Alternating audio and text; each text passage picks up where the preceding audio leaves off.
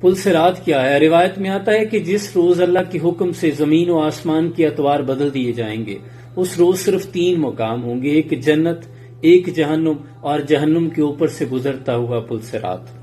جنت تک جانے کے لیے صرف ایک راستہ ہوگا، اور وہ ہے پل صراط، جس کے بارے میں روایات ہیں کہ وہ بال سے زیادہ باریک اور تلوار سے زیادہ تیز ہوگا، اور گزرنے والے کے اعمال کے مطابق اس پر مشکلات ہوں گی۔ کانٹے نما لوہے کے کیل ہوں گے جو گزرنے والے کے لیے مشکلات پیدا کریں گے، لیکن اس کے لیے جس کے اعمال بد ہوں گے۔ نبی اکرم صلی اللہ علیہ وآلہ وسلم نے فرمایا کہ میں سب سے پہلے پل صراط سے گزروں گا۔ قرآن میں اللہ ارشاد فرماتا ہے کہ تم میں سے کوئی ایسا نہیں جو جہنم کے اوپر سے نہ گزرے، اور جہنم کے اوپر وہی پل وارد کیا جائے گا۔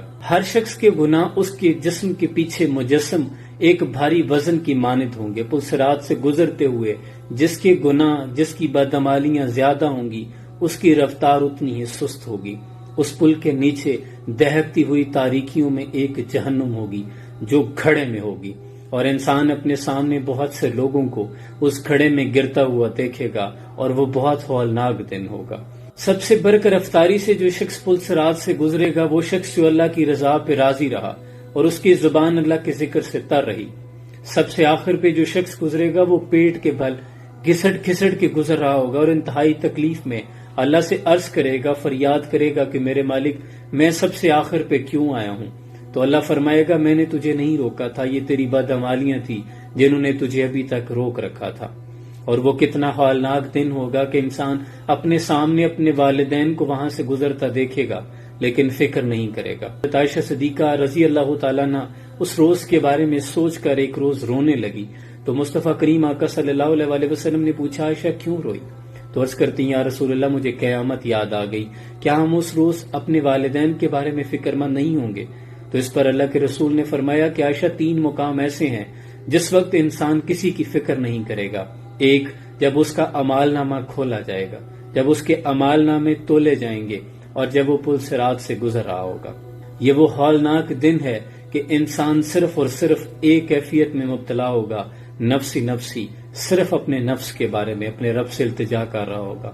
اور اس ہولناک دن پر بھی مصطفیٰ کریم آقا صلی اللہ علیہ وآلہ وسلم پل صراط سے دوسری جانب جنت کے دروازے پر کھڑے ہوں گے جو جنتیوں کا استقبال کریں گے، اور جب اپنی امتیوں کو وہاں سے گزرتے دیکھیں گے تو صرف یہی کہیں گے، یا ربی سلم، اے اللہ سلامتی، اے اللہ سلامتی۔